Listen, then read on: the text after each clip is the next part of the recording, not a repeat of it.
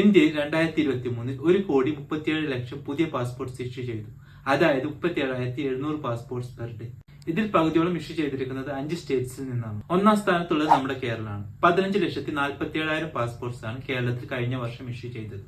രണ്ടാം സ്ഥാനത്ത് മഹാരാഷ്ട്ര 15,10,000 പാസ്പോർട്ട്സ്. മൂന്നാമതായി വരുന്നത് ഉത്തർപ്രദേശാണ് 13,68,000 പാസ്പോർട്ട്സ്. നാലാമതായി പഞ്ചാബ് 11,94,000 പാസ്പോർട്ട്സ്. പിന്നെ വരുന്നത് നമ്മുടെ അയൽ സംസ്ഥാനമായ തമിഴ്നാടാണ് 11,47,000 പാസ്പോർട്ട്. കഴിഞ്ഞ ഏതാനും വർഷങ്ങളുടെ കണക്കുകൾ നോക്കുകയാണെങ്കിൽ 2023 ഇന്ത്യയിൽ നിന്ന് വിദേശത്തേക്ക് പോകാൻ ആഗ്രഹിക്കുന്നവരുടെ എണ്ണത്തിലും ഒരുപാട് വർധനവുണ്ടായിട്ടുണ്ട്. 2021 വെറും 73 ലക്ഷം പാസ്പോർട്ട്സ് മാത്രമാണ് ഇന്ത്യ ഇഷ്യൂ ചെയ്തത്.